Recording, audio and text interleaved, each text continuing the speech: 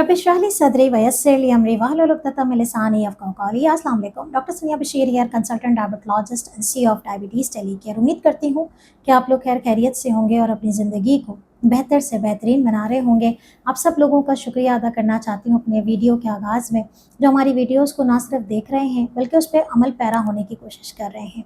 जी हाँ, आप सब लोगों का बहुत शुक्रिया जो कि वीडियोज़ देख देख के उस पर भरोसा भी करते हैं, उस पे अमल कर रहे हैं। और बहुत सारे लोगों ने हमें मैसेजेस किया है कि हमारी जो शुगर है वो सिर्फ़ आपकी वीडियोज़ को हमने तरीके से अमल किया, आज हमारी शुगर कंट्रोल हो गई है। तो अगर आप लोग भी अपनी शुगर के मसले की वजह से परेशान हैं तो तरीके से रिलीजियसली एक एक वीडियो को देखिए। और अगर कोई भी हेल्प चाहिए तो नीचे दिए गए व्हाट्सएप नंबर पे कांटेक्ट करके आप कस्टमाइज़ यानी कि आप अपने लिए शुगर का इलाज जो है वो सही तरीके से, हम 3 महीने का एक चैलेंज देते हैं और उसमें जो है वो शुगर का इलाज करते हैं, तो आप भी ज्वाइन कर सकते हैं। खैर, वीडियो का आगाज़ करते हैं। आज एक बहुत ही सीरियस गुफ्तगू मैं करने आई हूँ। शुगर के मरीज़ सबसे ज़्यादा परेशान होते हैं टाँगों में दर्द के, पैरों में दर्द के। क्या है ये? कैसे इसका इलाज किया जाए? तो अगर आप भी शुगर के मरीज़ हैं और टाँगों में दर्द रहता है तो वीडियो का अंत ज़रूर देखिएगा।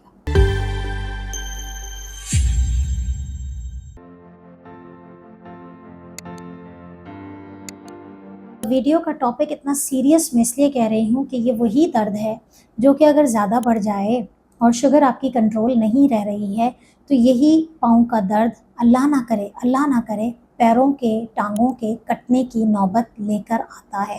तो आज ही इसको समझना ज़रूरी है कि सबसे पहली बात यह है कि पैरों का दर्द होता क्यों है। पैर में भी दर्द है, हम बातें दोनों की कर रहे हैं, पैरों के दर्द की और टांगों के दर्द की। सबसे पहली चीज़ तो यह है कि अगर आप एक शुगर के मरीज़ हैं और आपकी टांगों में, आपके पैरों में दर्द रहता है तो आप अपनी शुगर को फ़ौरन से पेशतर चेक करवाइए। अगर आपने पिछले 3 महीने में HbA1c नहीं करवाया है, 3 महीने का खून का टेस्ट जो कि लेबॉर्ट्री में होता है, वो अगर नहीं करवाया है तो सबसे पहले आप अपना HbA1c करवाइए।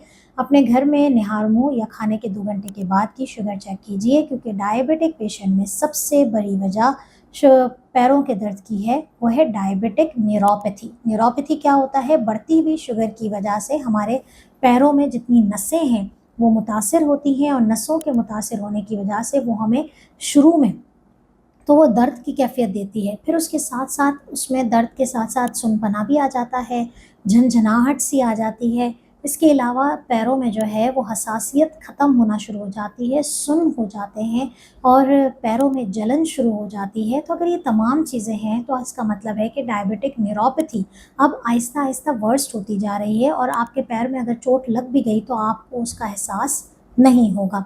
खैर, बात ये होगी कि अगर आपकी शुगर कंट्रोल नहीं है तो सबसे पहला इलाज है कि अपनी शुगर को कंट्रोल करें। अगर आपका HbA1c 7 से ऊपर है, रोज़मर्रा की शुगर अगर आपकी फास्टिंग शुगर 130 से ऊपर रह रही है और रैंडम शुगर यानी कि खाने के बाद की शुगर अगर आपकी 180 से ऊपर रह रही है तो आपको चाहिए कि अपनी शुगर को सबसे पहले कंट्रोल करें।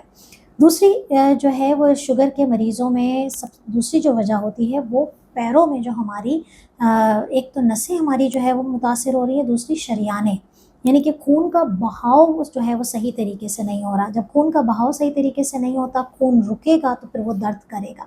जहाँ पे भी आपका खून रुकता है आप सिर्फ अपने हाथ को एक जगह से दबा लीजिए, यहाँ कोई इलास्टिक बांध लीजिए, थोड़ी देर में आपका हाथ आपको दर्द करने लगेगा, खून रुक जाता है, सर्कुलेशन रुक जाती है। तो सर्कुलेशन रुकती है तो आपका, जिसे हम कहते हैं कि पेरिफेरल आर्टीरियल डिजीज़ हो जाती है, यानी कि शरियानें मुतासिर हो रही हैं, बहाव मुतासिर हो रहा है। तो उसके लिए क्या करें? उसके लिए भी तरीका यही है कि आपने शुगर को कंट्रोल करना है, साथ-साथ अपने पैरों की वर्जिश करनी है। वर्जिश के बगैर आपकी ये पैरों का दर्द ठीक नहीं होगा। अब आप कहेंगे पैरों में दर्द भी हो रहा है और मैडम कह रही हैं वर्जिश करें। वर्जिश कैसे करें जब पैरों में दर्द हो रहा है?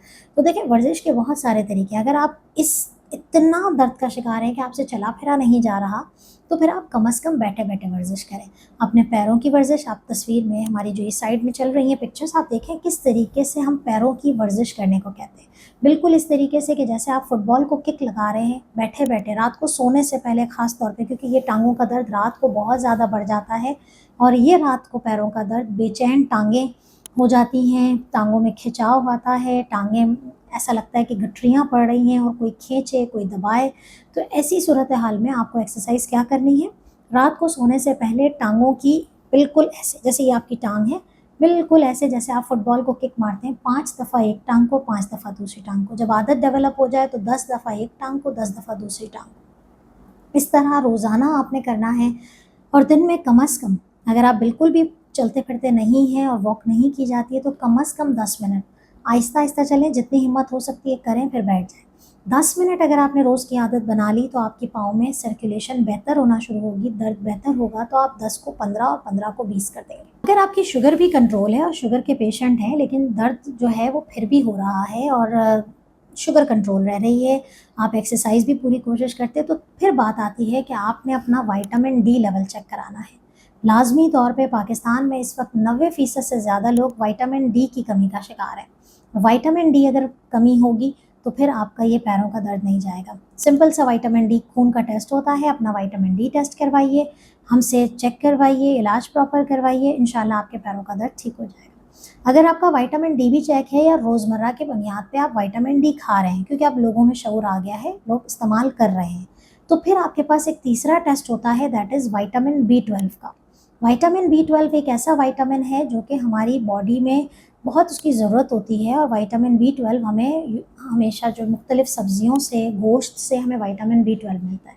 शुगर के मरीज़ों में विटामिन बी 12 की कमी बहुत कॉमन है, क्योंकि शुगर की जो अद्वियात होती हैं वो बेसिकली विटामिन बी 12 की कमी की वजह बन जाती है। इसका ये मतलब नहीं है कि हम शुगर की दवा छोड़ दें, इसका मतलब ये है कि अगर विटामिन बी 12 आपने खून में टेस्ट करवाया, चेक करवाया, कम आ रहा है, पैरों में दर्द है, शुगर कंट्रोल है, विटामिन बी 12 कम है, ट्रीटमेंट क्या होगी? विटामिन बी 12 स्टार्ट हो जाएगा। विटामिन बी 12 कैसे काम करता है, किसकी कमी से और क्या-क्या हो जाता है, इस पे हमारी डिटेल वीडियो बनी हुई है, आप ज़रूर उसको देखिएगा।